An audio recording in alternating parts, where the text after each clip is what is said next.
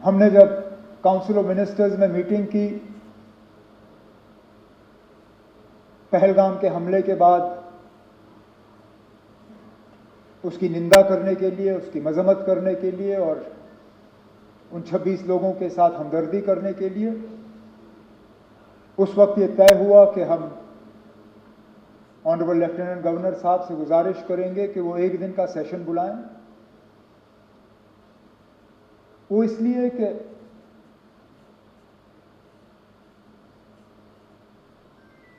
न पार्लियामेंट न इस मुल्क का कोई और असेंबली पहलगाम के उन 26 लोगों के दुख दर्द को इतना समझती है जितना जम्मू कश्मीर का अपना ये असेंबली है।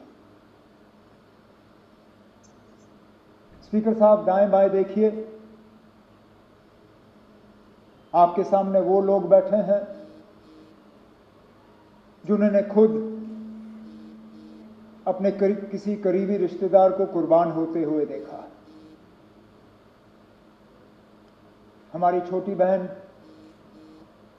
शगुन से लेके सकीना, सजाद, कैसर,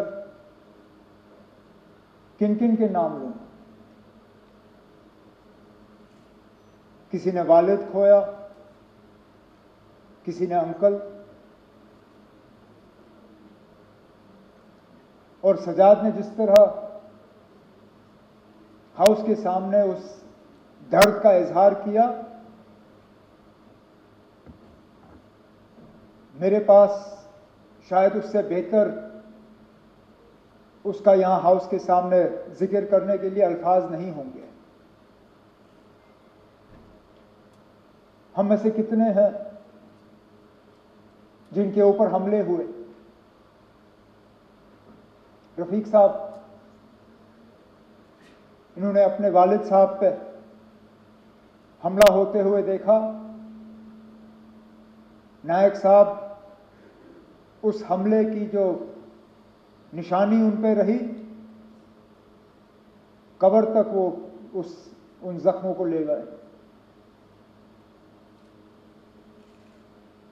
इसी तरह कई सारे हमारे साथी जो अगर हम गिनना शुरू करें, गिनते गिनते थक जाएंगे कितने हमले हुए।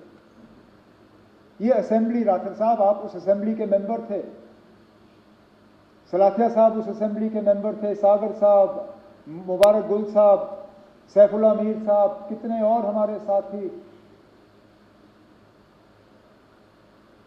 जब 1 अक्टूबर 2001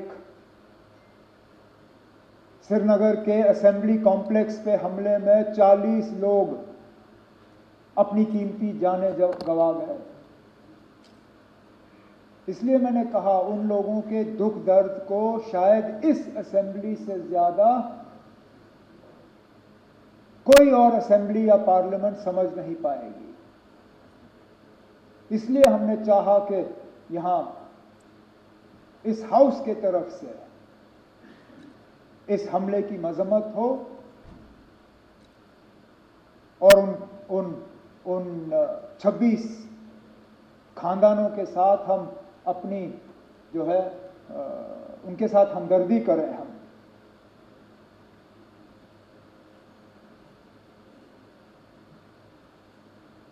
सही कहा सजाद ने, उनके नाम का जिक्र होना चाहिए। मैं चाहूंगा कि जब जो ओरिजिनल आपने ओबिचुअरी रेफरेंस मूव की, उनमें जो 26 नाम हैं,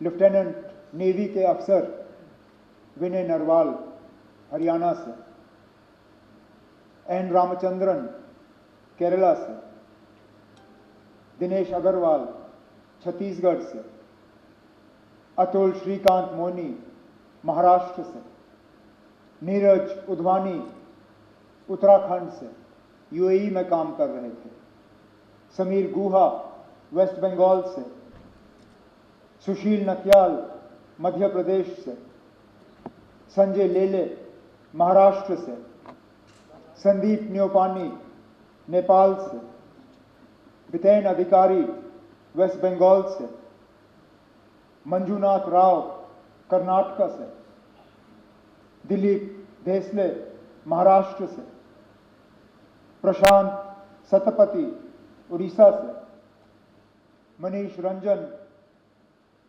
बिहार से, सैयद आदिल हुसैन शाह हापतनाग अनंतनाग जम्मू कश्मीर से, JS चंद्रमौली आंध्र प्रदेश से, मधुसूदन राव कर्नाटका से, संतोष जगदाई महाराष्ट्र से, कस्तूबा गणवोटे महाराष्ट्र से,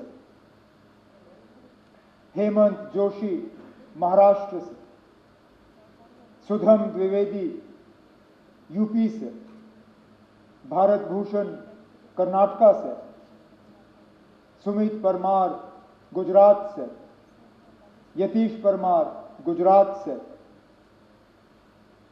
टेगे हलींज अरुणाचल प्रदेश से और शैलेश भाई गुजरात से। स्पीकर साहब, उत्तर से लेके दक्षिण, पूरब से लेके पश्चिम, कहां अरुणाचल, कहां गुजरात, कहां जम्मू कश्मीर, कहां केरला और बीच की सारी रियासतें, पूरा मुल्क इस हमले के लपेट में आया है। ये सही है स्पीकर साहब, ये पहला हमला नहीं था। हमने कई हमले होते हुए देखे हैं।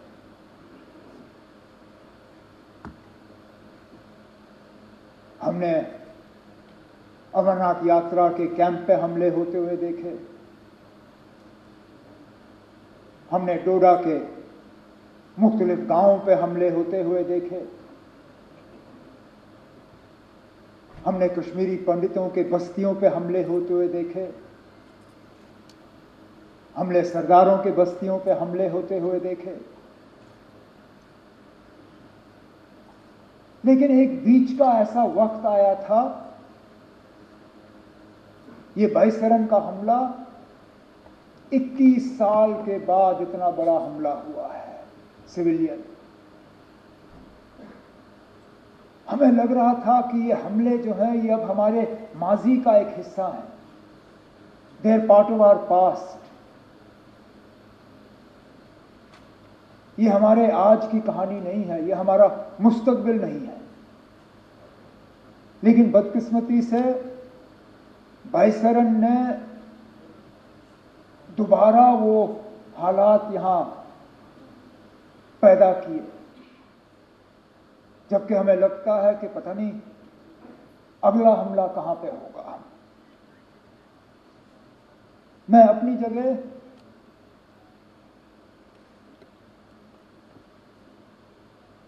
क्योंकि उस दिन लीडर ऑफ द ऑपोजिशन के साथ मैं भी पुलिस कंट्रोल रूम पे मौजूद था जब हमने 26 लोगों को वहां पे श्रद्धांजलि पेश की।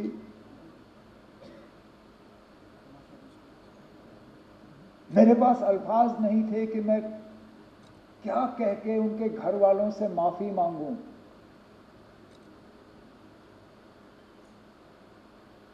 ये जानते हुए कि जम्मू कश्मीर की सिक्योरिटी, जम्मू कश्मीर की सुरक्षा, जम्मू कश्मीर के लोगों की चुनी हुई हुकूमत की जिम्मेदारी नहीं है, लेकिन तब भी यहां के वजीर आला की हैसियत से, यहां की टूरिज्म के मिनिस्टर की हैसियत से मैंने इन लोगों को दावत दी थी यहां आने की। मेजबान होते हुए मेरी जिम्मेदारी थी कि सही सलामत मैं इन्हें यहां से वापस भेजूं। नहीं भेज पाया।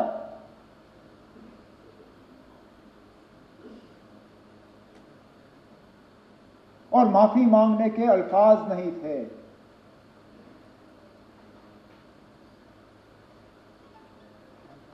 क्या कहता हूं उनको? उन छोटे बच्चों को जिन्होंने अपने वालिद को खून में लपेटा हुआ देखा, उस नेवी अफसर की विधवा को जिनको शादी हुए ही चंद दिन हुए थे,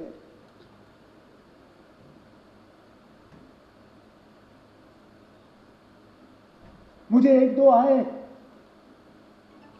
मुझे कहा हमारा कसूर क्या था, हम पहली मर्तबा कश्मीर आए थे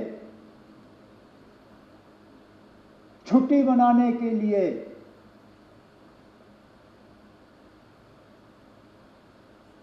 और इस छुट्टी का जिंदगी भर अब हमें खमियाजा भुगतना पड़ेगा। जिन लोगों ने ये किया, कहने के लिए तो वो कहते हैं कि हमारी भलाई के लिए किया, लेकिन क्या हमने उनसे कहा था कि हम ये चाहते हैं?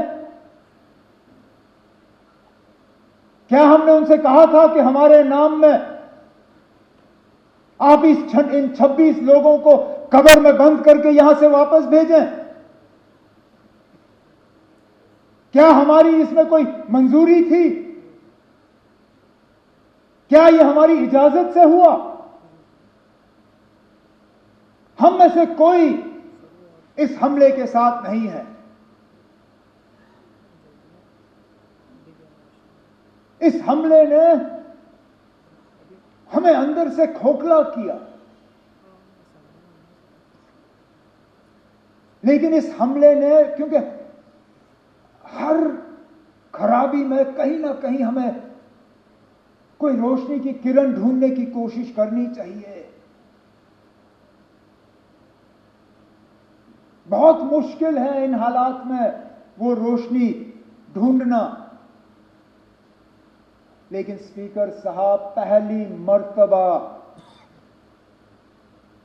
26 साल में मैंने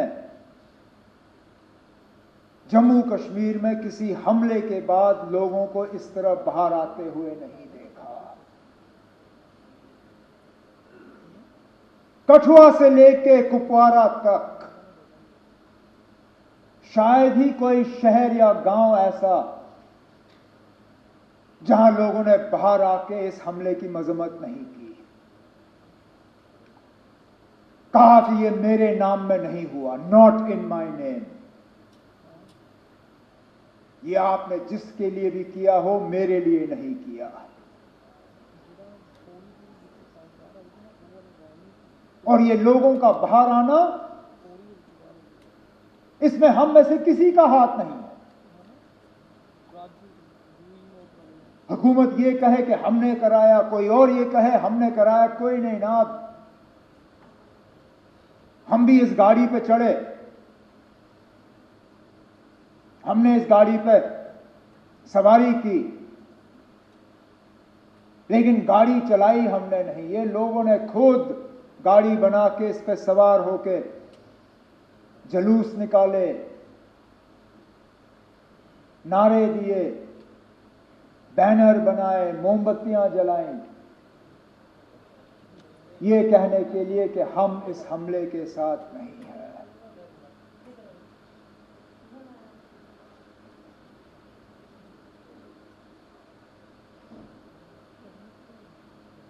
मिलिटेंसी, टेरर, दहशत, आतंकवाद, इसका खात्मा तब होगा जब लोग हमारे साथ होंगे। और ये स्पीकर साहब उस मौके की शुरुआत है। अगर कि हम इस मौके पे एहतियात से कदम जो है लें, हमारे तरफ से कोई ऐसा कदम नहीं उठना चाहिए जिससे कि हम लोगों को अपने से दूर करें। कोई हमारे तरफ से ऐसी बात नहीं होनी चाहिए या कोई एक्शन हमारे तरफ से जिससे ये जो अपने आप में पैदा हुआ इसको कहीं जख्म पहुंचे। क्योंकि सही कहा सजाद ने, हम बंदूक के जरिए मिलिटेंसी को कंट्रोल कर सकते हैं, उसको खत्म नहीं कर सकते। खत्म तब होगा जब लोग हमारे साथ होंगे, और आज लगता है कि लोग अब वहां तक पहुंच रहे हैं। स्पीकर साहब, मस्जिदों में जुमा नमाज से पहले 2-2 मिनट की खामोशी इख्तियार की गई। जामा मस्जिद श्रीनगर, ये शायद बाकी मुल्क में लोग इतना इस चीज को समझेंगे नहीं। आप और मैं समझते हैं ना। हम समझते हैं किसी हमले के बाद उस मस्जिद में 2 मिनट की खामोशी का मतलब क्या है।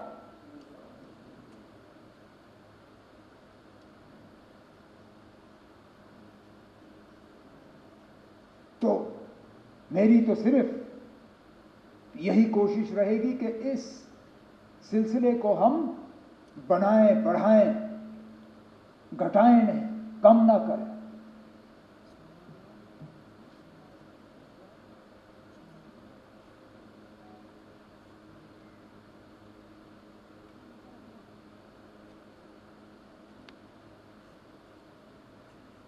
आफतनार के उस नौजवान आदिल के बारे में क्या कहें। अरे ना, जान की परवाह सबको होती है, लेकिन अपनी जान की फिक्र ना करते हुए टूरिस्टों को, अपने मेहमानों को बचाने के लिए वो अपनी जान की कुर्बानी दे गया।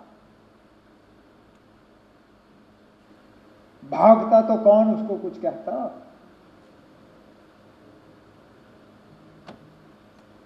भागने के बजाय खतरे की तरफ गया। इस तरह के और मिसाल हैं जिनके बारे में आज हम सुनना शुरू कर रहे हैं।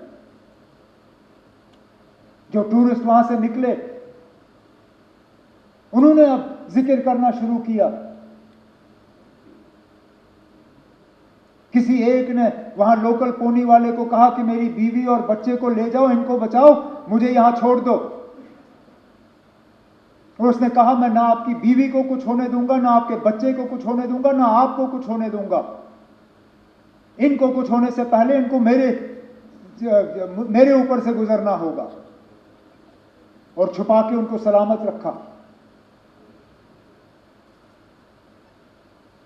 जख्मियों को अपने कंधों पे पहाड़ से नीचे उतार के अस्पताल, एम्बुलेंस तक पहुंचाया।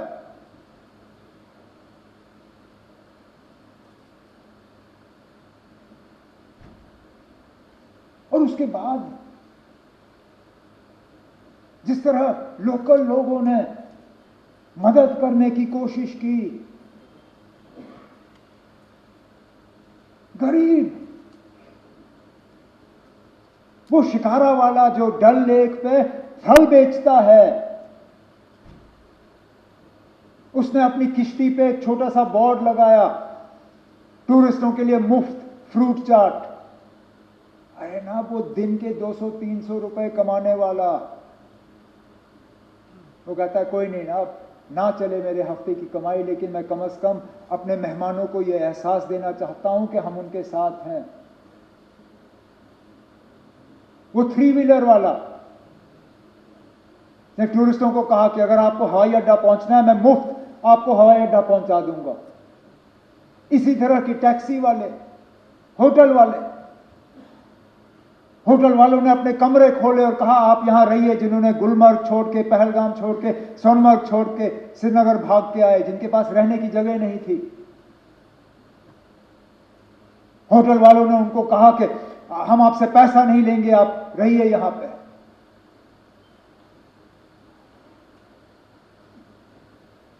मैं सलाम करता हूं। यही है हमारी मेहमान नवाजी। उसके साथ साथ उनका शुक्रिया करता हूं कि उन्होंने ये किया। जम्मू कश्मीर के बाहर हमारे कुछ स्टूडेंट्स, हमारे कुछ रहने वालों को कुछ जगहों पे तकलीफ हुई, उससे कौन इनकार कर सकता है। लेकिन मैं उसके साथ साथ उन तमाम रियासती हुकूमतों का शुक्रगुजार हूं जिन्होंने मौके पर तहकीकात करके हालात को काबू में लाने में अपना रोल अदा किया। मैं अपने मिनिस्टर कुलीग्स का शुक्रिया करता हूं जिन्होंने बिल्कुल कम नोटिस पे जगह जगह गए, कोई शिमला, कोई लखनऊ, कोई देहरादून, कोई बंबई, कोई चंडीगढ़। वहां की हुकूमतों का मैं शुक्रिया करूंगा कि इनसे मिलने के बाद इन्होंने मीटिंगें ऑर्गेनाइज की। हम अपने तरफ से एक सिस्टम जो है वो तैयार करना चाहते हैं, सोशल मीडिया और व्हाट्सएप वगैरह का इस्तेमाल करते हुए, ताकि एक नोडल पॉइंट हमें मिले। हम तो चाहेंगे कि इस तरह के हालात ना हो, लेकिन इक्का दुक्का अगर कहीं हो जाए तो बच्चों के पास, दूसरों के पास एक जगह होनी चाहिए जहां पे वो इन चीज़ों को दर्ज कर सकें। उसके लिए हम तैयारी कर रहे हैं।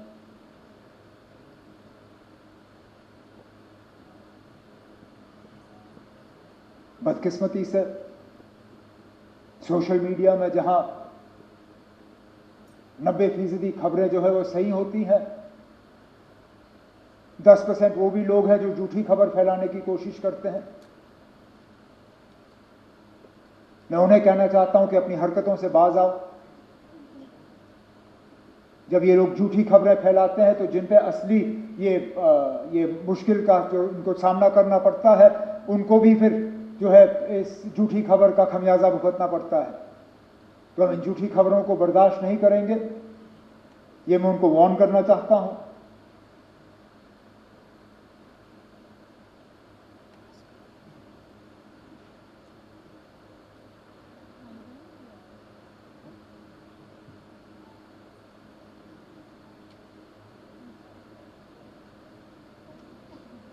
स्पीकर साहब, जम्मू कश्मीर की सिक्योरिटी जम्मू कश्मीर के इलेक्टेड हुकूमत की फिलहाल जिम्मेदारी नहीं है, लेकिन मैं ये मौका इस्तेमाल करके स्टेटहुड की मांग नहीं करूंगा। अब मैं किस मुंह से इस पहलगाम के वाकये को इस्तेमाल करके मरकज से कहूंगा ना अब मुझे स्टेटहुड दो। मेरी क्या इतनी सस्ती सियासत है? मुझे क्या इन 26 लोगों के मरने की इतनी कम कदर है कि मैं अब मरकज से जाके कहूंगा ना अब चलो 26 लोग मर गए, अब मुझे स्टेटहुड दे दो। स्टेटहुड की बात हमने पहले भी की, आगे भी करेंगे, लेकिन लानत हो मुझ पे अगर मैं आज ये कह के मरकज के पास जाऊं कि ना अब 26 मर गए, अब दे दो। देने की बात हम करेंगे, लेकिन इस मौके पर नहीं। इस मौके पर ना कोई सियासत, ना कोई बिजनेस रूल्स, ना कोई स्टेटहुड, ना कुछ और। एक ही चीज ना, इस हमले की कड़ी निंदा और उन 26 लोगों के साथ दिल की गहराइयों से हमदर्दी और ताज़ियत, और कुछ नहीं। ना आज नहीं, टेबल हम किसी और मौके पर थपथपाएंगे, आज नहीं। तो स्पीकर साहब, मैं अपनी बात को इसी चीज पर खत्म करते हुए इस हाउस के तमाम मेंबरों से गुजारिश करूंगा कि जो रेजोल्यूशन डिप्टी सीएम साहब के तरफ से हाउस के सामने पेश की गई है, आप इसको सामने रखें और मैं उम्मीद करूंगा कि यूनानिमसली इसको पास करके हम मुल्क के सामने रखें। बहुत बहुत शुक्रिया।